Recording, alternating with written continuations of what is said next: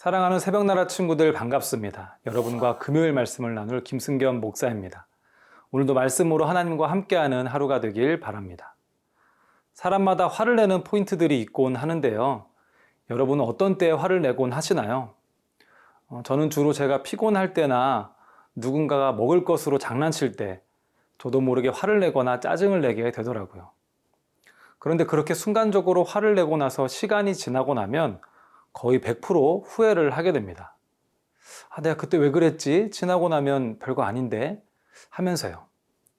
아주 짧은 순간이라도 마음을 지키는 것에 실패하면 그 결과는 아주 오랜 시간 영향을 미치는 것 같습니다.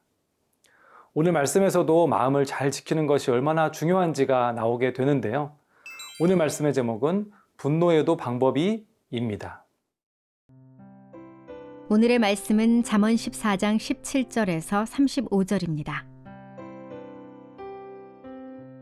쉽게 화내는 사람은 어리석게 행동하고 악한 일을 꾸미는 사람은 미움을 받는다.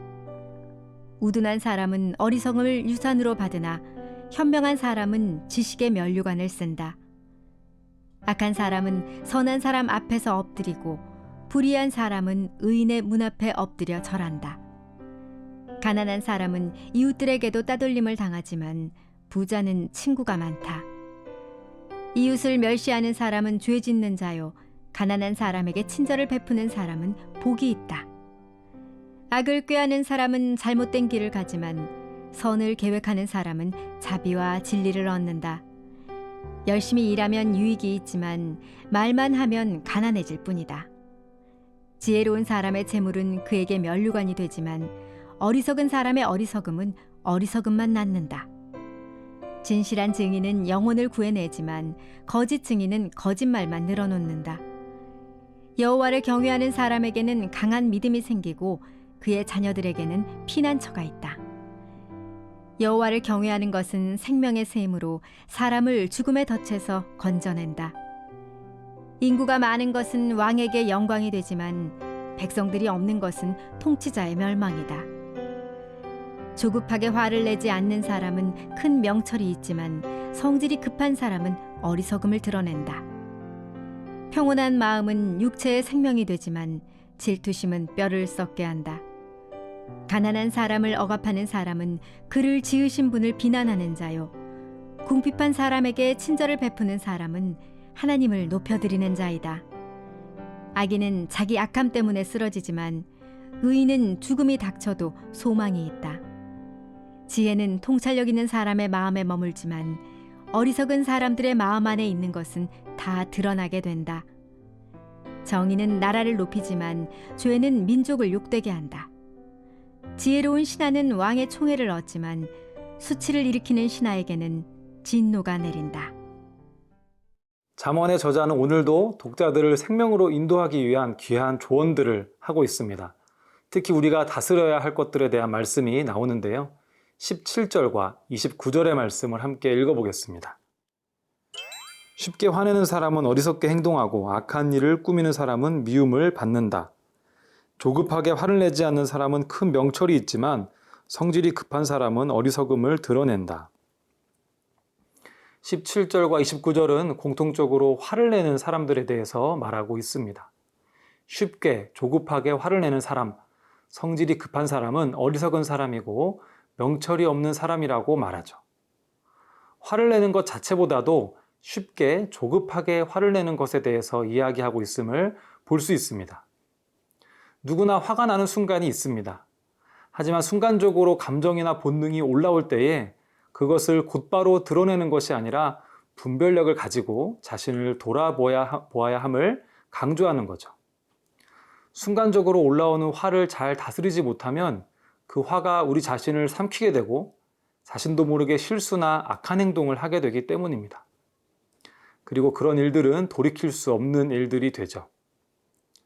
그렇기 때문에 우리에게 무엇보다 필요한 것은 마음을 잘 다스리는 일입니다. 잠언의 저자는 잠언 곳곳에서 마음이 생명의 근원이기 때문에 마음을 다스릴 줄 아는 사람은 성을 빼앗는 사람보다 낫고 화를 내는 데에 더딘 사람은 용사보다 낫다고 말합니다. 어떠한 위대한 일들을 성취하는 것보다도 자신의 마음을 다스리는 일이 더 값진 일이라는 것이죠.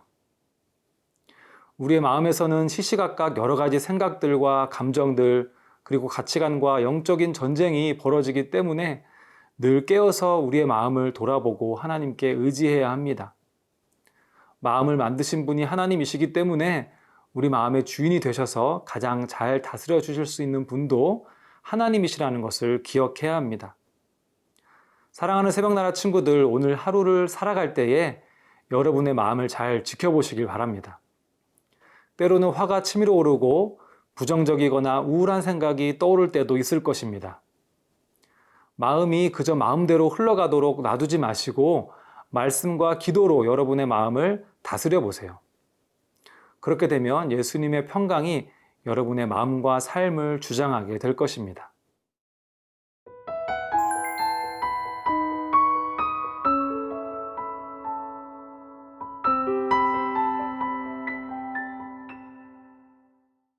이어지는 말씀에서 잠언의 저자는 우리가 살아가는 사회와 나라를 위한 조언을 나누고 있습니다.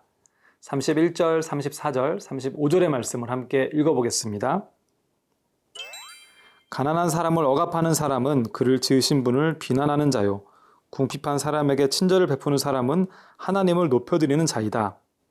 정의는 나라를 높이지만 죄는 민족을 욕되게 한다. 지혜로운 신하는 왕의 총애를 얻지만 수치를 일으키는 신하에게는 진노가 내린다. 하나님의 말씀과 지혜는 한 사람의 마음과 영혼을 변화시킬 뿐만 아니라 사회와 나라 또한 변화시키는 능력이 있습니다. 잠언의 저자는 먼저 가난한 사람과 궁핍한 사람에 대한 이야기를 합니다. 그 당시에 가난하고 궁핍한 사람들은 사회적으로 홀대를 당하는 경우가 너무 많았고 그것이 당연하게 여겨지기도 했습니다. 하지만 저자는 가난하고 궁핍한 사람에 대한 이야기를 하면서 하나님의 이야기를 함께 꺼냅니다. 가난하고 궁핍한 사람들 역시 하나님께서 귀하게 만드신 자녀들이기에 그들을 어떻게 대하느냐 하는 것은 결국 하나님을 어떻게 대하느냐에 대한 문제라는 것입니다. 이러한 생각은 하나님을 사랑한다고 하면서도 도움이 필요한 이웃들을 외면하던 사람들에게 작지 않은 충격으로 다가왔을 것입니다. 하나님은 우리 마음에만 계신 분이 아니라 이웃들의 마음과 삶에도 함께 하시며 이 사회와 나라를 향하여 사랑과 긍휼의 마음으로 함께 하십니다. 나라를 다스리는 것이 이 세상의 왕들과 권력자들인 것 같지만 나라의 흥망성쇠 또한 하나님의 지혜에 달려 있습니다. 정의와 공의를 추구하는 나라는 하나님께서 높이시지만 하나님을 떠나 죄를 일삼는 나라는 욕될 수밖에 없습니다. 또한 지혜로운 신하는 귀하게 쓰임받지만 어리석게 수치를 일으키는 신하는 왕의 진노를 받게 되죠. 하나님께서는 진실로 이 땅 위에서 일어나는 모든 일을 주관하시며 그분의 원리와 진리를 드러나게 하시는 분입니다. 사랑하는 새벽나라 친구들, 혹시 여러분의 삶은 교회에서의 삶과 교회 밖에서의 삶이 너무나 다르지는 않나요? 하나님은 교회 안에만 계시거나 우리 마음에만 계시는 것이 아니라 우리 학교 생활과 모든 일상 가운데 계시며 그곳들에서도 우리의 왕이 되십니다. 이 사회와 나라 등 우리가 처한 모든 곳에서 하나님을 높여드리고 하나님의 지혜를 추구하는 우리 새나 친구들이 되길 축복합니다. 사랑하는 하나님, 우리의 마음과 삶 그리고 온 땅을 다스리시는 하나님을 찬양합니다. 우리의 모든 것 되시는 하나님을 더욱 알아가게 하시고 그 거룩하신 하나님 앞에서 합당한 삶을 살아가는 우리가 되도록 도와주세요. 예수님의 이름으로 기도드립니다.